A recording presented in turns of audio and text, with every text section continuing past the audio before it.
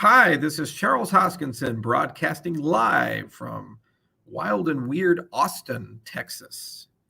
It's currently about 1 o'clock in the morning, and I was just about to go to bed. But unfortunately, in the news feed, I just noticed that um, Thich Nhat Hanh, can never pronounce these Vietnamese names, has perished. He was 95 years old, lived a very long and rich life. And many of you know him, and some of you don't know him. He was a founder of an entire field of mindfulness. He was a Zen monk from Vietnam and was born in Vietnam when the French were still in charge, very long time ago, and lived through the arc of the history of the 20th century. He was a very interesting person because he was a person who was both deeply introspective, and every Zen master is, but at the same time, he was incredibly concerned about the welfare of others. Thus, he was a peace activist and someone who really did try throughout his life to focus on love and compassion and convince people to feel this way about others, and collectively for governments to feel this way about the people they govern. Um, he, as with all figures that write 130 books and lead an entire new movement of a religious practice, was not without controversy, but his intersection in my domain was mostly about mindfulness. He was a great influence on John Kabat-Zinn and others, and many of the ideas that he had in mindfulness ended up working their way into things like mindfulness-based stress reduction and just a general idea about awareness and its place and purpose in one's life. We live in a world that has a big deficit in compassion, empathy, and love. It's an undeniable thing. The reason why is that the way that society is structured, we're always living in the future. We're always wanting something. We always desire something. A new car, new house, the big promotion, love interest, whatever it is. We externalize our well-being and happiness. And the whole point of meditative traditions like Zen and what Thich and others practiced and preached is this idea that if we just take a moment to take a step back and focus on the present and be aware of the world around us, we'll be overwhelmed by the fact that the world around us is actually pretty beautiful and pretty amazing in its own right.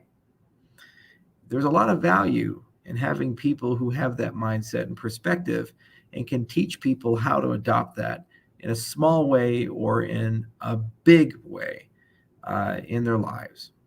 Some people devote every waking moment to the pursuit and practice, and we call them monks.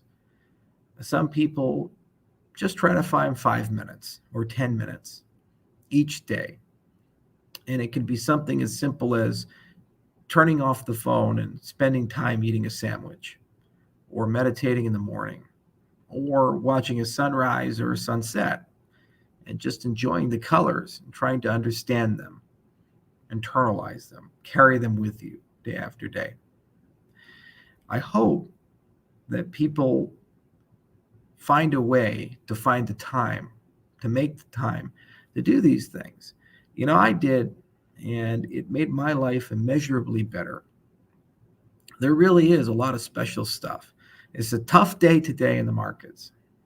I've been through 5 major corrections and crashes in the cryptocurrency space. Many of you weren't around when we were around in the days before Bitcoin even reached the dollar the first time.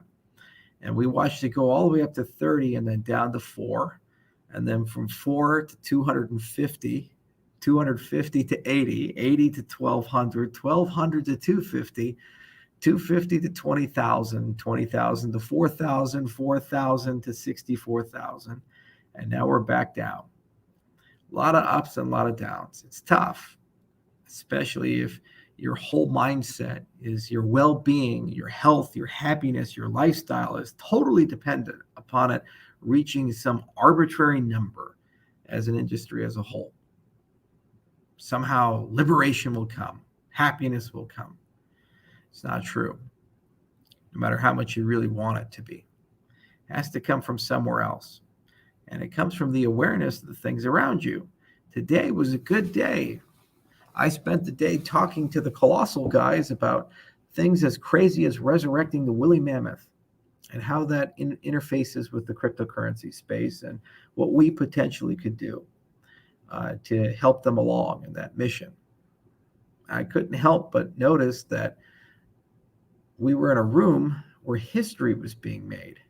Should that venture be successful, that's the first time we, as a species, were able to take something that died forever and make it not so much forever, allowing us to dream about what else could be accomplished, what else could we do with that technology. That's a good day. It's a good Friday. And as we say goodbye to people like old Zen monks, the whole point of their existence, at least I'd like to believe, was to teach all of us to take a moment to cherish the things that we have, the moments that we live, and the gift of time that we still have left, because those moments will never come again. And I hope each and every one of you can find that in your own way. This is an amazing space. There's a lot of beauty in it, so many accomplishments. I keep focusing on the science and I keep focusing on the engineering because it's so unusual. Never in my lifetime have I ever once seen so many brilliant people working together so quickly and so globally. Every topic, programming language theory, things like distributed systems, zero knowledge cryptography, law and policy, game theory, social choice theory. You can go down the line. E-voting. It's so much innovation from the usual suspects and the unusual ones all together in a gigantic maelstrom of intellectualism that's being applied to reconstruction of society as a whole. The people who want to deny this, they want to cling to the comfort of the past. But the Pandora's box has already been opened. We're not going back. We're not changing anything. We're going to do things a bit differently. And all this innovation, all this progress is a truly wonderful thing. It doesn't have to be this way. There were eras of human history for centuries where things stayed roughly the same way. The social order stayed roughly the same way. During the Middle Ages in Europe, it was the three estates model. Those who grow, those who pray, and those who fight. And that was the social order. People were born and died into it, and it had no ability to change. Or at least that's what people thought. It took a great plague to change things a bit. And that's where we're at. We're now in a period of great change. And everything is going to be different the next 10, 20, 30 years. And in some cases, completely unrecognizable.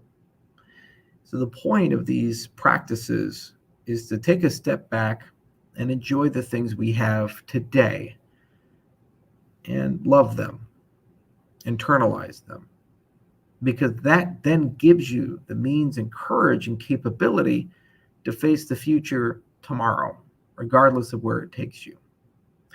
So unfortunately, we sometimes have to say goodbye to men and women of great wisdom who guide us and give us advice, which we take and sometimes don't take.